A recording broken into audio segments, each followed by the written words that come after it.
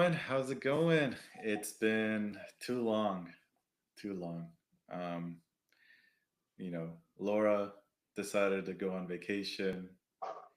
I decided to get sick, and then the business decided to get too busy. Um, but we're here. We're back.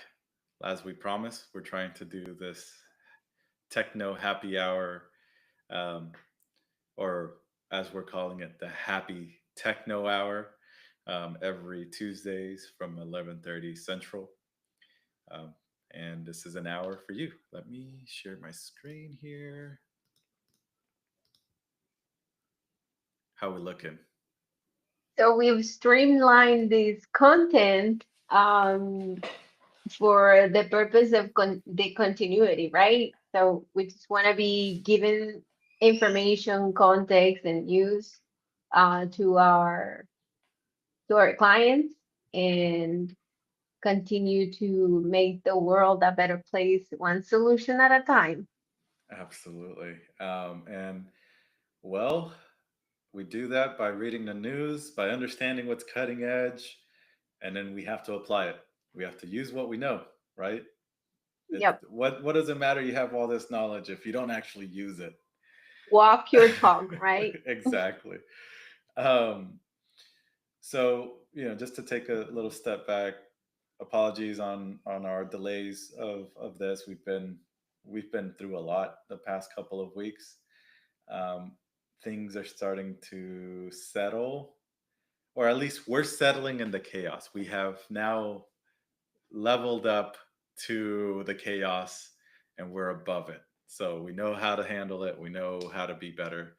We've grown to the cause, um, and is being that was the first time Laura has taken time off ever, Yeah. at least with us. And so she needed some time to rest and um, relax. And did you relax? What'd you do? Thank you. I didn't. But like a lot of people can't relate. I don't need a vacation out of my vacation. I accomplished something really great as a personal milestone to go and climb a mountain. And so Wow. I went to Guatemala to climb the Acatenango, and it was awesome. Highly recommendable. Very well visited from all over the world. People from Ireland, Australia, you name that country, it was there. It was amazing. Highly recommended.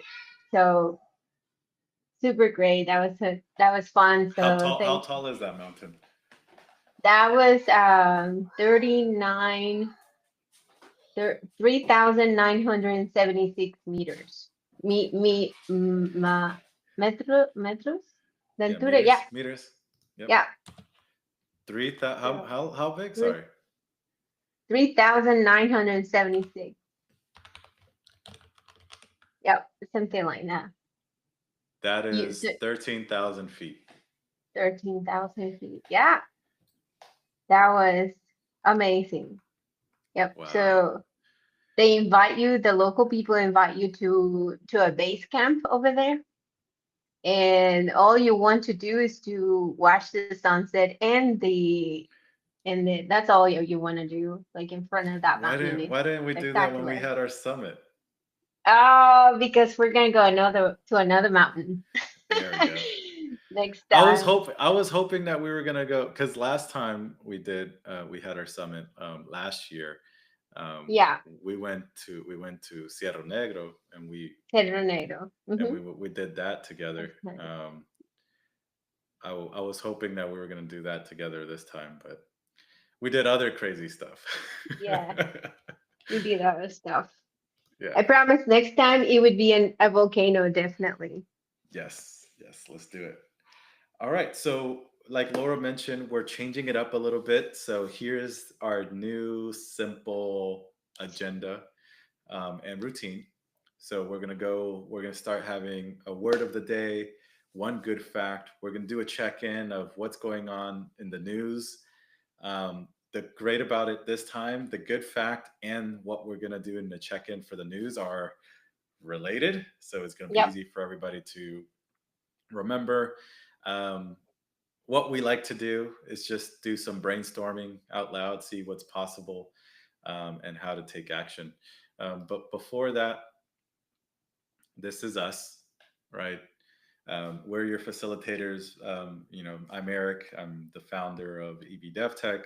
Laura, who is our marketing lead, but also transitioning more into an operations management role because we're getting super busy here and we need all the help we can get on our digital production line, right?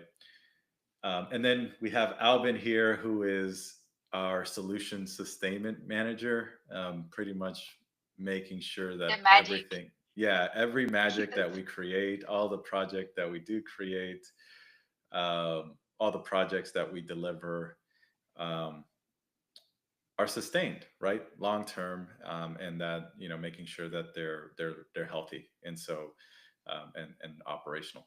Albin's not, Albin's usually a special guest on the call, and you'll probably see us alternate between Albin or myself. Someone needs to be with the operations at all times to make sure we're trucking along. Not to micromanage. We don't do that here. We don't really micromanage. Um, but I can't be talking and fixing a server problem at the same time. Yeah, So, exactly. so that's kind of what that's just trying to make sure we're a delta DEFCON 0 all the time. Oh, all of our clients know Alvin though, Yeah, because everybody knows Albin. he is like the one. Actually, not everybody knows me, but they know Alvin. He's Awesome. the one doing the magic. Exactly. Um, so yeah, this is us. There's more of us, but this is the facilitators for the Happy Techno Hour. And the main goal, right, of this workshop is to turn chaos into clarity. And so, as facilitators, we want to make sure, as facilitators of this workshop or this session, is really to make sure that we're focused on real challenges that you guys face. That's why we really encourage you guys to comment. This hour is for you guys, for our audience. So, as you guys encounter challenges with technology or a topic, or how the heck does this work? Where did this AI get this answer from? And how did it get this answer? Um, we can help you understand that wherever you're at, right? There's no, there's no, there's a learning curve to understanding how it works exactly, but we're going to tailor it to where you are in your technology journey, right? So if you're not an expert, you're more of a business owner, It's people manager, things mhm. like that. We will answer from that perspective first, and then we'll nerd out later. Keeping the Yep. explanation simple. That's So yeah, we're trying to do that. Your problems are part of our our mission, right? To make the world a better place, one solution at a time. So introduce to us your problem, and we will try to provide a solution in the short time that we have here. And if we don't have a solution in the short time that we have here, then we'll pick it up offline. We'll probably collect your contact information and stuff like that so that we can. Um, we just want to help. That's all we care about. So that's what this is for. Um, Laura? let's do it. All right. Let's start. So what's the word Oh, of the the day? hype. Yeah, we picked this one. Among many other words, I think this one just plays it beautifully in my little button, my little thingy Oh, there's button. a lot of words over here. Yeah, there. Yeah, but the thing is that um, I think a lot of accounts, especially nowadays, do a lot of beautiful schematization of the concepts that are around. So we just picked up this word because it just looks like we, everything that we've been saying that is going to happen as far as getting the frameworks done and everything that we've been sort of sharing as far as where the AI hub is going, how is it helping jobs, how is it helping business. It's just it's just getting shaped, which is great. It's great by these authors of the ones that are at the top doing it. So I the like the this word. edge, the edge technicians, right? The Hmm. the edge, the scientists that are building this, these products for us, these researchers that are trying to um, cultivate this for the world to use, right? Um, this is everything, and Laura's absolutely right. This is, if you listen to our talks and you've paid attention, we've been talking pretty much, we've been following in the direction that AI is going. And I mean, if you're listening to the tech news for the past 2, 3 weeks, it all has been around model context protocol, SDKs, APIs, um, people really trying to plug their product with AI Hmm. and plugging other people's tools with AI so that you can pull that information. And that's what the model context protocol is. It's now, they, what has been defined is, okay, we know how to build AI and we know how to use AI. That's where the RAG, the multimodality comes in. That's where the prompt engineering and the fine tuning and these AI agents come in, right? They have this AI pillar over here. But in a world of AI agents, in a world of all of these tools and prompts and fine tuning and RAG and multimodality, how the heck do you get them to talk to each other if everyone is unique and Hmm. proprietary to where they're coming from, right? So that's where Claude Anthropic provided um, the model context protocol, because they saw this coming. They're building it, right? They're building Hmm. all of this. They're Yep. building they're building the product, and so they've realized that, hey, we need a way to connect this. And all of them in a way have, right? All of them have had APIs, and things that you can leverage to pull and push information from into whatever system, right? But you had to build that yourself, and essentially, so you were the middleman, and you're building the middleman, right? And that's where AI engineers and the people, a lot of, we're not expensive, but a lot of other software development agencies like ourselves, um, were charging a pretty penny, because this was latest and greatest, and not many people understood it. Not many people know how to do it, and so that's where they were charging those really high prices, because at the end of the day, supply and demand, right? Supply was low of these type of people that understood it and could actually build it right. Demand was high, and well, what's the best time to capitalize on the economy as such when demand is high and supply is low? Is you increase your prices. Um, we did it. I mean, we really didn't raise our prices. It's the same. It's the same people working on it. It's the same, right? So um, anyways, not to talk about ourselves, but just kind of where things came from. Now they released this protocol where, hey, if you want to integrate into any platform, you follow these rules and this framework, and now you essentially, you can if you can connect to this one, you can connect to any of the other Hmm. MCPs servers, right? Protocol servers. Um, and so now we're in a different. What's in the next page? There we go. So that's where we're talking about facts. So now it turns that context protocol into an API, which is essentially just a server that is waiting for someone to ask it anything.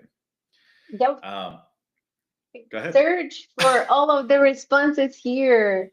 I love how like we've been saying over in our last series, AI is only this tool that has enhanced productivity by the minute for the past years, because it's just giving you everything that you already had in a very simple way.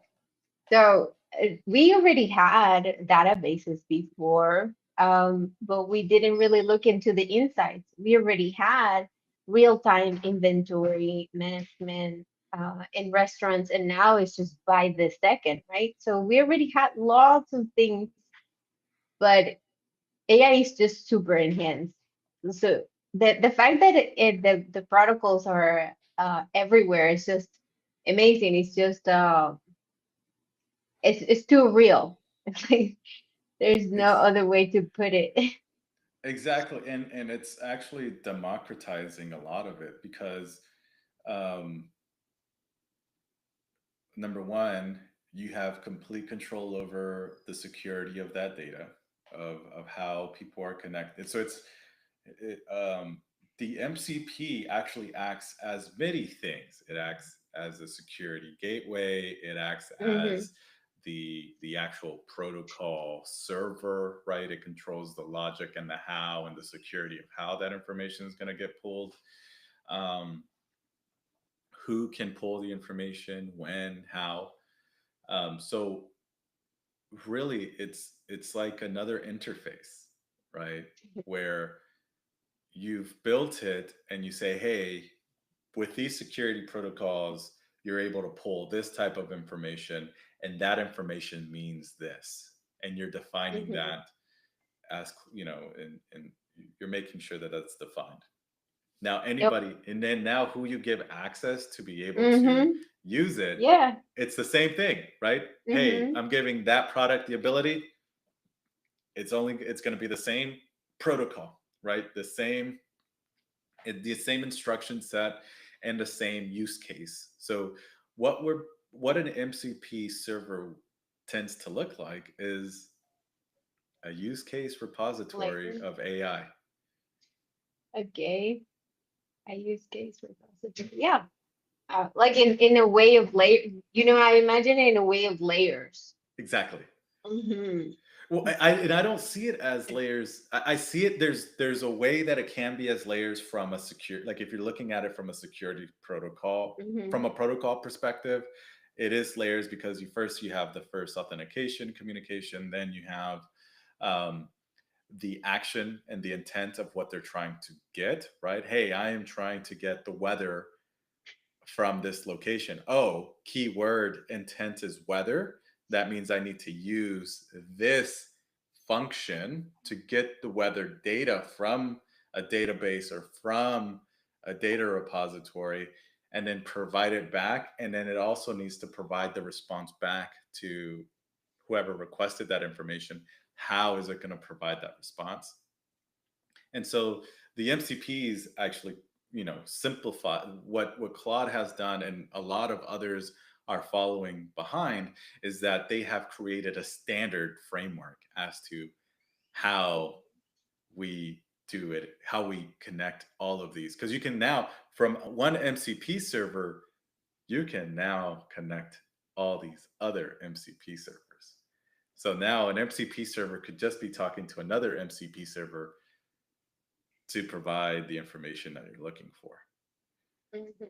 right? So now it's like that's why it's everywhere. That's why everybody's trying to build it, because now you have this pillar of logic and data, and it has the power of AI attached to it, and you're able to provide information almost at an instant, depending on the how you've structured the protocol. Yep. And you can give access to your applications, your systems, or to folks that need it. Yep. So they're everywhere. It's not like it's not a word that will disappear anytime soon.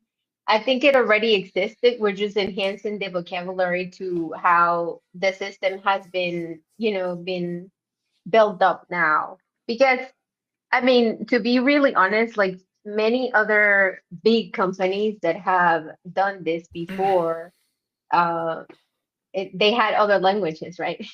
So Yeah. or No, other terms. We're just putting new words to the opportunity that small businesses have to enhance their operations to this level. yeah. So What I don't know what the word would that be, but Well, it, the thing is that what it is really, and because I built out an MCP server because we were going to use it for a project, and then Albin and I talked, and I showed him what I had done, and then he was like, "This," and we and I were talking, and we were both like, "This is just a backend server that acts like an API endpoint." and and that's what the DMCP framework literally is pretty much simplifying, creating that framework as to how everybody should be connecting, essentially creating a universal API mhm, framework that everybody will use, so that all of our AI agents or whatever we create with AI or AI scenarios or AI workflows, we're able to easily either share or use in other with other systems and other applications.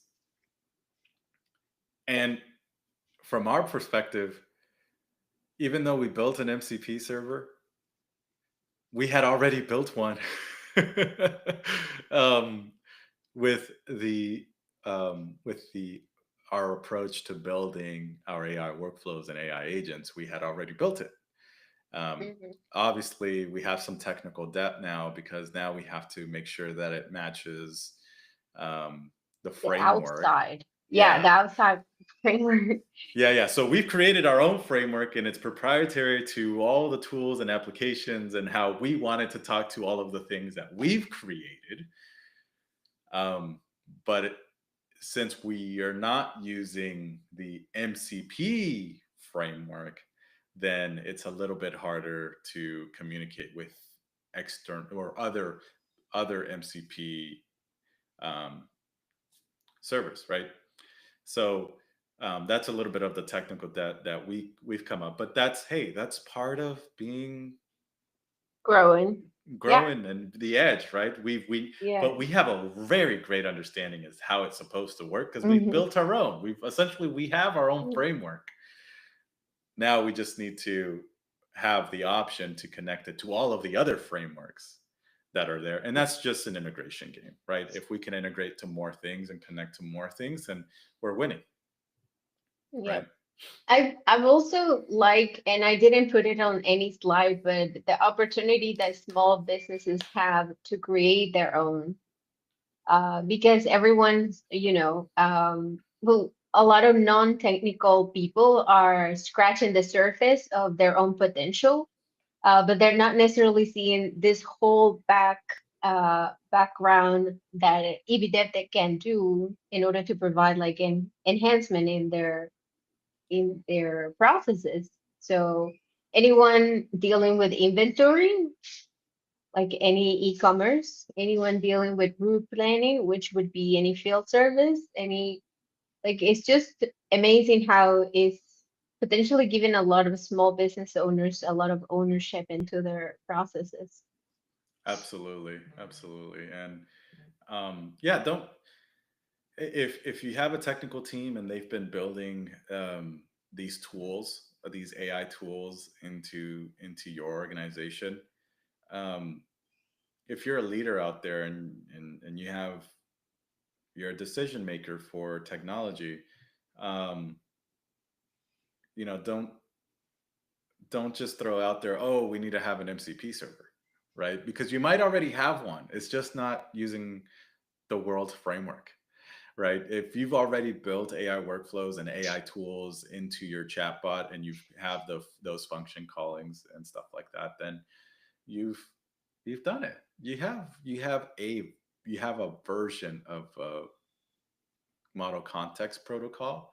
You're just not following what what the the standard framework um, is, and and that's fine, right? And you'll start to see that because um, Anthropic released their their MCP framework first, and that has been followed since for a while, and then now OpenAI has released theirs, and you're starting to see, and now Google has an entire um, SDK. Certification, right? Yeah, they have a certification, but they just released an SDK where you can create essentially an AI model in like Alvin tested it out. In 36 lines of code, he had an entire a working language model framework that he could manipulate and change at will, right? And make sure that it was providing the information that we needed. Again, we try to stick to things that are proven and have been battle tested. So um, these are things that we won't be putting into production, because we have other experiences for production ready frameworks. But as these things mature and better documentation and better security features and things like that come into play, then yeah, we'll have more to say about that. But we're playing right now. We're playing around with it, but we're not using it as our golden standard because there hasn't been enough tests. It's new, right? So we want to make sure we're not putting our clients in any security risk of something new that might have been overlooked from it being new, right? Um, just like everything new, it has its learning periods. So, how does this work for you? You are everybody's familiar with your client. Your client is where you talk, where you type in, where you're having your conversation with your AI. That's your client.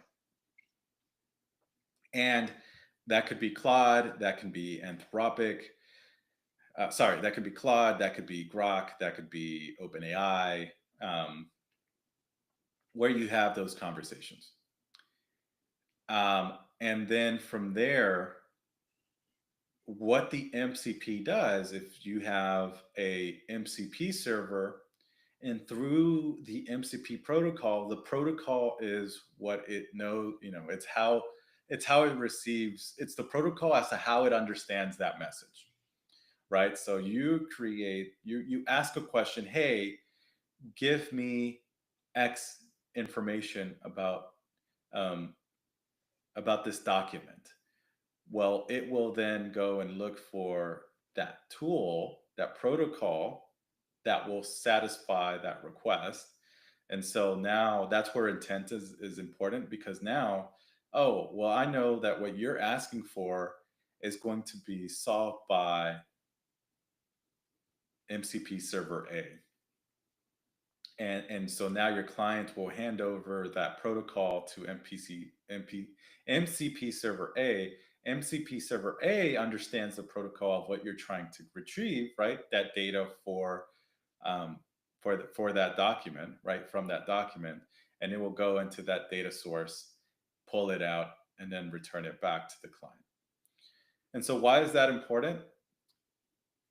This might have a different security definition than server B, and because these are two completely different data sources, right? They have probably two different controls. And so that's why we would probably have server B that will pull from here. Now you look at the protocol is literally for anything that we're trying to plug into AI, right? The server is there to define the instructions as to and the security protocols to be able to pull that data.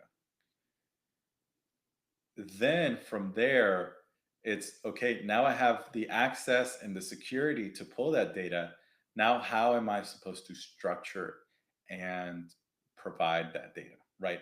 And so now it knows where to pull it, it has the access to pull it, and it knows how it's going to pull it and from what perspective it should provide that information to provide it back to the client. So that's why the servers are important. Now we're talking about data. How can we get data? We can get it from a local data source. We can get it from a cloud data storage. From That's where the beauty of the internet and the digital Or the age is. internet. Yep. I was Yeah, gonna say. Mhm. is beautiful here because now, since we know how a server works and we're able to secure it and provide those specifics instructions, then now we can pull it from APIs, or we can make it pull from an FTP server, or you know, from anything. Right? You tell us where it's at, we'll figure out how to pull it, and that's what the server's job is to know how to pull it and when to pull it. And so that's where we have the web API here that's going to pull information over the internet. And that's a remote service. And it's going to now respond. And then now that server knows how to, it has the security protocols, it knows how to use that data, and it knows how that data is going to be used to now provide it back to the client.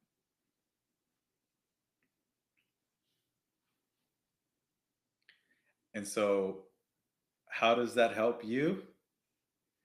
Think about your AI assistants that you have now, right? Your Google Homes, your Alexas, your Apple Home, your Apple Home Pods. That Imagine is your only the most simplistic example I could come up with. yeah, But it's in terms relevant. of, yeah, it is to me, in terms of understanding the whole protocol, it was to nail it down to the most simple terms. But now it makes sense. Like it has totally been making sense how the protocol is made up to build one universal U control. It's almost as if, see, we talked about previously, how can you replace yourself? And you actually can through a lot of the tools. Uh, but then again, you have to know how to build it so that you're not, you know, what happens is one disconnects. Like today, we're not streaming on LinkedIn.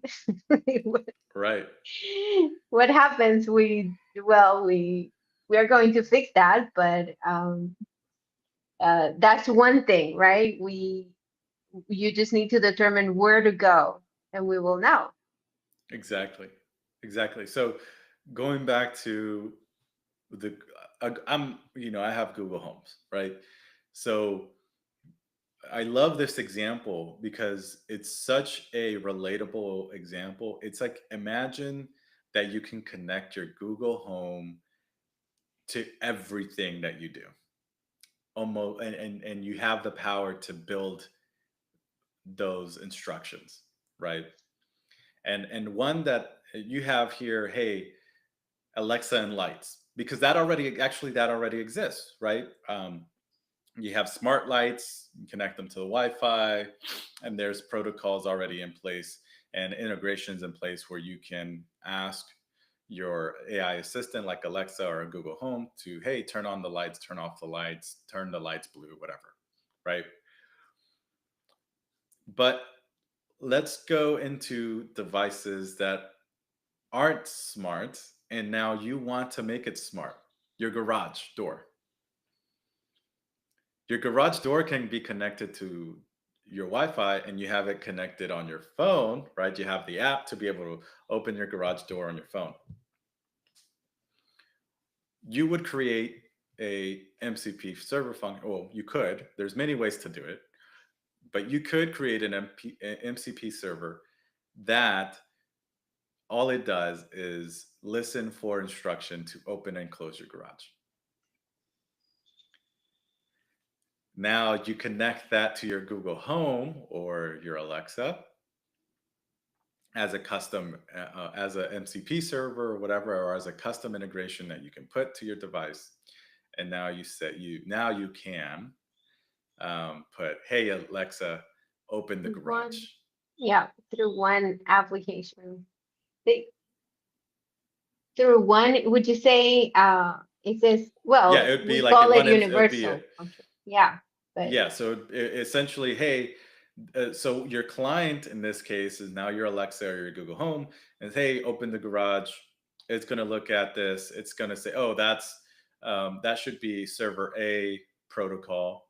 Sends it to server A. Server A now connects to the garage and says open. Right, gives it the instruction to open the garage. Provides the okay, hey, garage is opening or is open. Submit it, send it back to the client, right? So yeah, and so that's really what an MCP's purpose there is, to be the middleman between all of the systems that you want to connect, and you can connect as many as you want, right? mhm. And you can now build these unique integrations for each of them, and you can create the logic around them.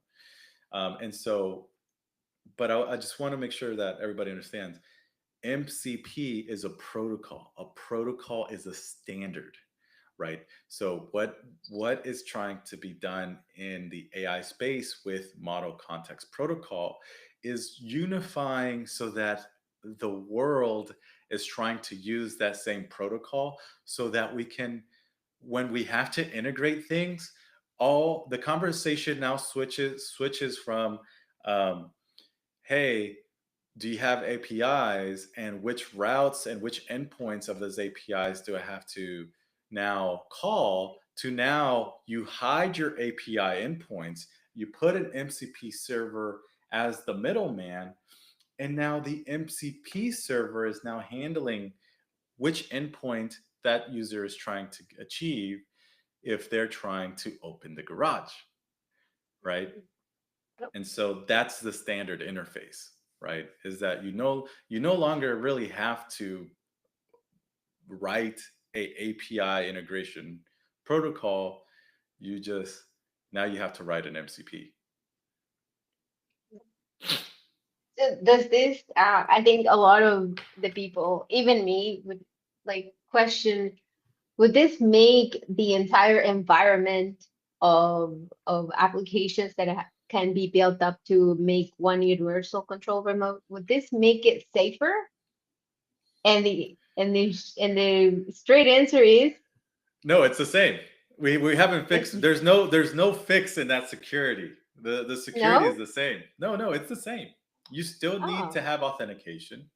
Oh, You thank you. still need to Okay. have because you still need to know, hey, am I getting this Is this protocol the from the right right user? people, right? Yeah. Is Is this this Does the this right? person have the permissions Yeah. to call on this server and to call on these actions? So that is why the protocol is so important, because it's standardizing how we're going to also start standardizing the security of that, Mm-hmm. right? Which is going to be the same. You're probably going to need an API key. You're going to need some form of authentication. There's going to be some form of handshake of saying, hey, I have permission to do this, let me Yep. do it.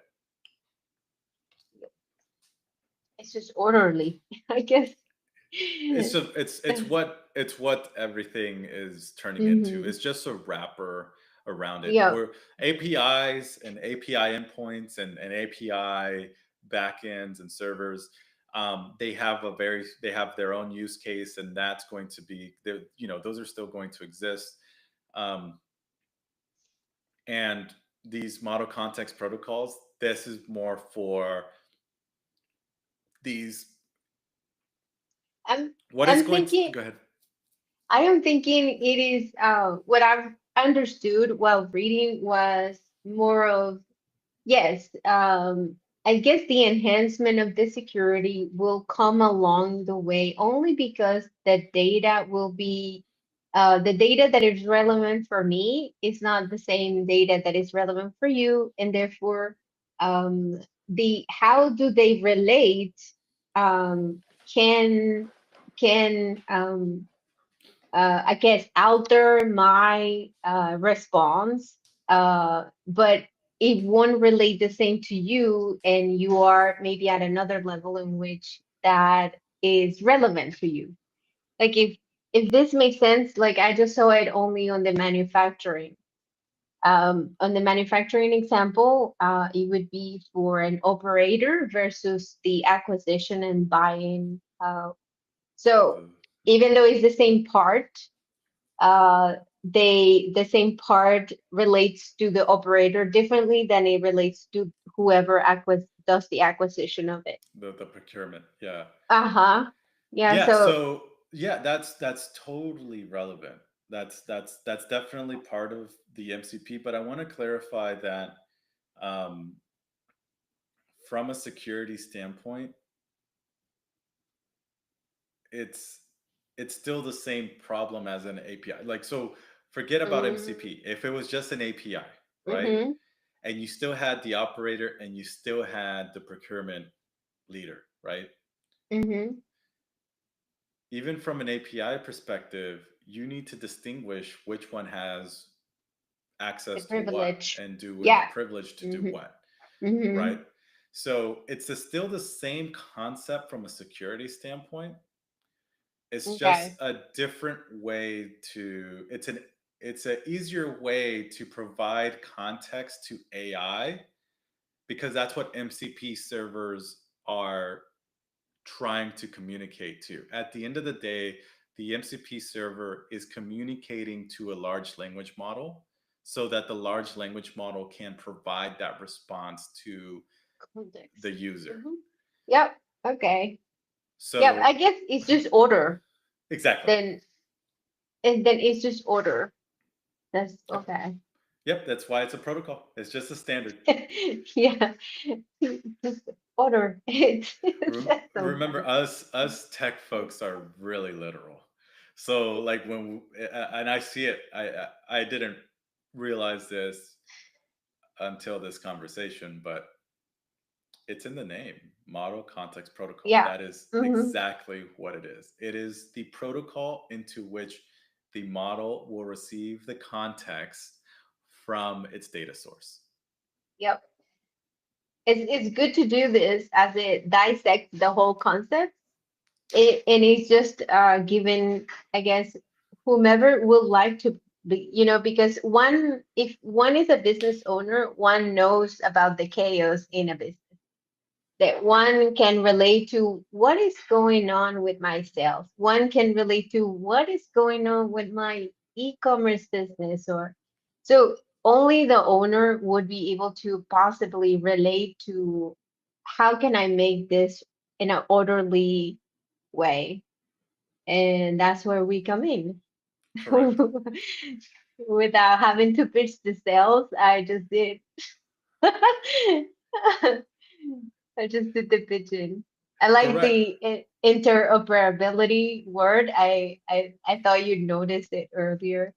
Yeah, Um, it's really because what it is. yeah.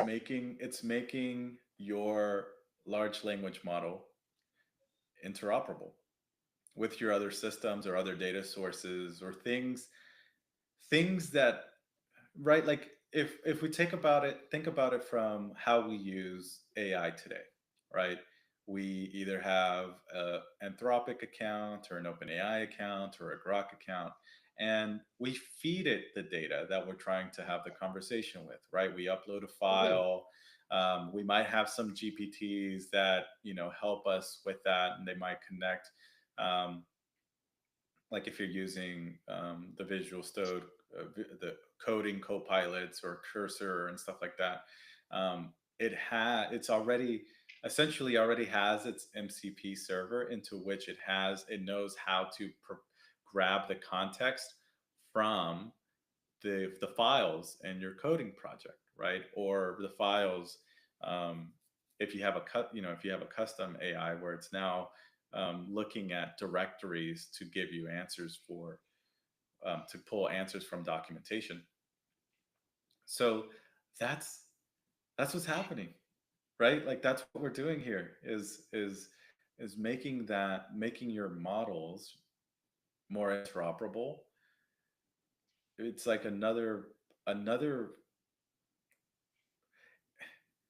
I relate it to multimodal because that came out, right? That came out about a year ago, and everybody was like, "Oh, we got to have multimodal models, and we need to plug in videos and documentation and the web, and we need to plug all of these tools to our model."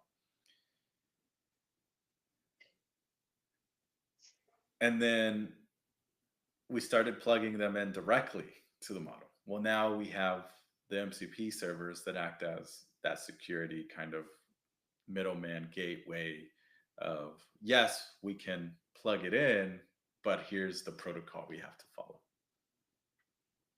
Yep. Security still a problem. And actually, I see that if you're listening to this, I see that as one of the bigger problems, because if you don't understand what you're doing and this is new to you and you're not fully coherent on the implications that you're like what you're connecting with the MCP servers and protocols, um, that that's a That's security risk. neglecting, that's That's a neglecting security. your own data. Yeah, because now if you don't put the security protocols in place for your MCP server, anybody can query it. They can now pull any information and ask for any information that's there. They have access to your database, they have access to your data source, they can pull all that information. So you have to make sure that you secure your MCP servers. And you have to really research how to use the protocol and the framework correctly. And it doesn't just stop there. You need to have some form of cybersecurity protocol around the entire server. You can even whitelist down to the IPs that should be only be talking to it. You know, this is how granular you can get with security here, right? But if you're new to this and you're not understanding and you're building MCP servers and you're not thinking about how to secure the data that you're pulling out, that's a problem, because you're putting yourself at a you're vulnerable, you're at a risk. Yep. Happy Earth Day, by the way. It's Earth Day. Yes, yes. Awesome. Yeah. So number one, evaluate the current data landscape. Yep. It helps with the obstacles of preventing data sharing. That's a security obstacle. If you do an MCP protocol, if you do this protocol correctly and you use it correctly, you're going to be doing this. You're going to be doing the obstacle preventing data sharing. You will be able to solve solve for that obstacle. Yep. Now, you can now use your protocols as the solution to the problem as to why your AI is not giving you the information that you're looking for, right? So now you're trying to get AI. You have a large language model, you know how to chat with a large language model, but now you want to get AI driven insights. You build the protocol to now go fetch those insights so that you can provide it to your large language model, so that that's the solution where you can now leverage those AI driven insights. Mhm. Now, how do you develop a step-by-step integration plan? We do that Yeah, we do for that. you, We can take care of it for just you. in case. It's hard to answer this because it depends on your environment, and every Mhm. environment is different. It's different. It, Yeah. but just so to keep it simple, right? So that can work for any environment, is you have a large language model, you want to connect something to it. Focus on how are you going to secure and how are you going to connect this something to it. That's where you use the protocol, and that's now how that's how you develop your step by step. integration plan. Mhm. You have a model, you have a business model. Um, you know, everybody uses Gemini, everybody uses OpenAI, everybody uses whatever your business uses, what everybody's using, what everybody's used to, whatever you as an AI strategy have decided to use. You build your protocol, and then now you say, what data do I need to pull from where, and how do I secure it? And you create that development plan around those questions, right? And that's what we do. Those are really the types of questions that um, we have to dissect on a business by business, environment by environment basis. For the most part, it's the same in Google, it's the same in Azure, it's the same in AWS. It's a little bit more complicated when you start to have communications from different cloud servers and different services, but it's the same principle. So it's the same questions. It's just once you know what, when, you know, all the five W's: who, what, when, what, and why. Why? Then all you have to worry about is the how, Mhm. and you make sure that the how is secure, and that's it. That's how you build your integration plan. It Yeah. also So what's helps. out there? What? No, I'm just reading. What is out there as far as the news? Let's talk about it. Um. Yeah, so we have OpenAI just came out with their own. All of the open sources are now following MCP. Gemini Google just released their SDK literally like 2 weeks ago or a week ago, um, making it super easy to build AI agents and connect it to things. Um, you can see now it's starting to have a bigger conversation in authorization, right? I was talking about security. So now you have a protocol, right? OAuth 2.1 have some form of workflow inside of that protocol, inside of the model context protocol. So, these are things that if you're a seasoned developer if yeah, if you know technology, if you're in the field, um, you have to think about it, right? And you can, if it's not, even if it, and if you realize, oh, well, it doesn't have this, how am I going to secure this data? Or once you start building it and you start having those questions, you're actually building what's coming, because as you can see, we were talking about these frameworks months ago, and Mhm. now they're actually putting it into the protocol, they're putting it into the Mhm. standard, they're putting it into the framework. Yeah. And And so it's I think it's just part of the way that tools get improvement. exactly. Um, I like how there was a note by an author saying that the big question is whether these other big companies will follow, like Meta, Amazon, or Apple sign on the protocol, Right. so that it becomes this universal language of Well, AI. um yeah, I think what's going to happen is what has happened already. Right, They everybody go has their their own. way. They just, Everybody thinks that they know the best way to do it, and yeah. then you have integrators like us who just know that, okay, we're going from OpenAI and we're going to need to pull something from Meta. Well, the wiring, instead of blue white, it was now going to be, for Meta, it's going to be blue orange. and Hmm. and and what's going to end up happening is that one of the integrators, or someone in the game, in the industry, is going to create a wrapper to that automatically connects all of the big guys Yeah, that and was, solves it for all of us.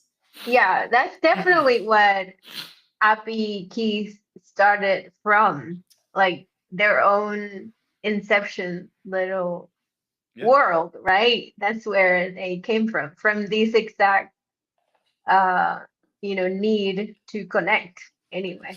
exactly, exactly. Yeah. And it's all about being practical. So you can build. There's some. I mean, before it's already happening. I mean, if I go again, I mentioned that if you've made the decision as to which model to use, like if you're in Anthropic side or OpenAI side, you've you've made the decision as to which protocol to use, right?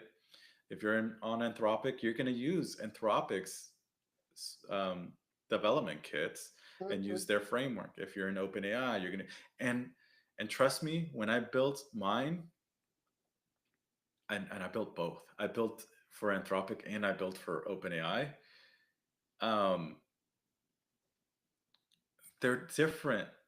They're the same, but they say it differently, right? And so that's we're already facing that. So it's it's just building yours and then build you're going to when you're going to have to talk to another system or another model or another MCP server, you're going to have to build that integration in anyways, because if they're not using your model and your framework, you're going to have to rearrange the wires so that blue is orange, and then you So translate that 100. blue orange to blue Yeah. white once you're talking um, to your internal framework, right? It's all about wiring. It's all about how you plug this stuff together, and the MCP is supposed to make that more simple so that everybody's understanding that there is wiring that we have to worry about, and everybody's not just building their own nilly willy, their own framework. We're now grouping them into categories. You have your Anthropic MCPs, you have your OpenAI, and you have your. So now instead of worrying about everybody have their own unique protocol and their own unique framework, everybody's now having their own secular frameworks. And then if you got to go from one framework to another, it's a lot easier. It's a lot easier because you're not going. There's not an infinite amount of them. Well, there technically is, but when you're looking at the grand scheme of things, the majority are gonna be secular into whichever framework they've chosen to be. Oh, what happened there? I've clicked on a link. Oh, that was the link of. All right, so how to take action. Alrighty, guys. So how do you take action? Research on model context protocol. There's a lot of information on YouTube. It's everywhere. I mean, this is the latest greatest in the tech world right now. Documentation is pouring out daily as engineers are working on this stuff. We've been building our own as well.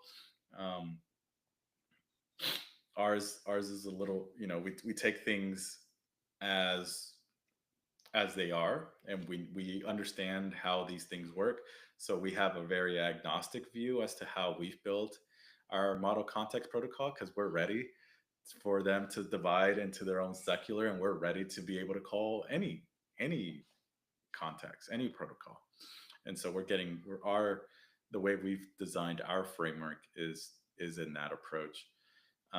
And really start looking at your AI plans. You probably already have, if you've built tooling into your AI, you have a version of a MCP server. You just now need to um, probably do some rework on some of the how the protocol works, right? If you want to fine tune it more to the standard um, of what the industry is doing. So And we can help you with that. So we can help you on a free AI audit.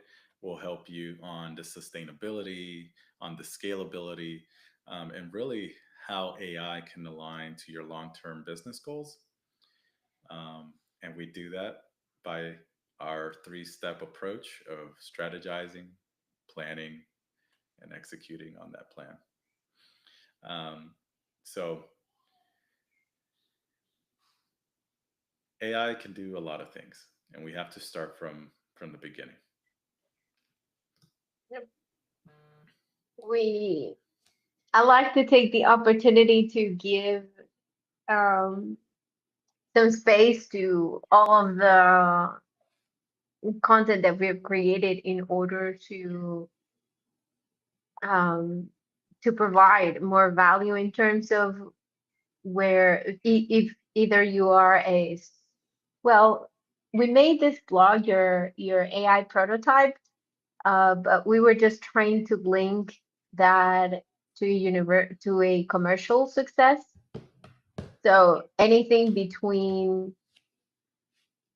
um, between an idea and an execution, we could be in the middle of it, and we would be ready and welcome into anyone that might be interested in that. And to promote our YouTube, our latest, where our last YouTube series that where there were almost 10 hours of AI driven solutions that we launched last month, with the objective of we discuss a lot, right? From workflows to customer journeys to many things that are that business owners face, and all of their challenges. So if you're a reading fan, you are invited to go to our blog section. Our latest blog was about AI plan or our entire project, but we still did the work. That was a super fun blog. So this is not our latest blog, but you can find it on our webpage in our blog section. Yeah, that one was really fun because a lot of the work we're getting is AI, and a lot of people are building prototypes with AI, and but they're not, they didn't educate themselves on. There's a whole life cycle here. Like there's a whole industry here, right? It's not just, oh, look what I've built, and then, oh, well, now how do I deploy it? How do I get it in front of people? How do I secure that all that data? Yeah. Now you have customers. How do you maintain? How do you manage those customers? Um, so if you have a prototype and you've done that, we are definitely here to help you get that to a go to market and be robust enough to be able to um, have a whole team, make it into be an actual software company, right? Because that's what you're doing. Once you build the prototype and you start having clients, you're a software company. um, and There are lots of you great just ideas out there. Yeah, and you just started being a software engineer. Yeah. And so there's a lot of failure and experience here that needs to be leveraged with what you've built. And so that's where we can come in and help you be that missing link between the innovation that you've created and your commercial success as a software company. So, yeah, let us know. We have a whole blog on that section. Our YouTube series, we've talked a lot. Call or text us, right? Are we at the end? I think we're at the end. Sorry guys, Yeah. This is a we're wrap. that's a wrap. So thank you guys for listening to us. Erick here. Remember, this is for you. Please we're trying to solve real life problems and challenges. So if you have any of them, put them in the chat. Follow us, please. We're trying to increase our followers. Um, we've been told by a couple of agencies now that our goal for this year should be 1,000 followers. So please please follow, like, comments. That will help us a lot. Get, Subscribe. yeah, subscribe, reach out to us. We're really trying to build this community into um, what we hope it turns to be, which is us helping the world become a better place by providing solutions. Um, if it's deeper than that and you need our professional opinion or professional help, please reach out to us at our email, info@ebdevtech.com. We also have our website, which is ebdevtech.com, and you can give us a call at any time. I wouldn't say it, maybe not at any time, but it's open. Um, 832 Um, and I think we're working on an AI answering agent Agent, outside of, right? yeah, outside of business hours. 2 o'clock in the A morning, you voice should, AI agent. yeah. So you get They will someone. be. Mhm. Yeah, but Yeah, you'll get someone probably. yeah. So we're tech people, but we're people, and so we're trying to keep that. The people are what's going to build the solutions. The people are what's going to understand what it is that you're trying to do, and how, and what's going to make you more money and provide your business more value. And so that's what we're trying. We're trying to be those people that will help you with your technology journey. So thank you guys so much, and we'll see each other next Tuesday. Thank you. Bye Goodbye. bye.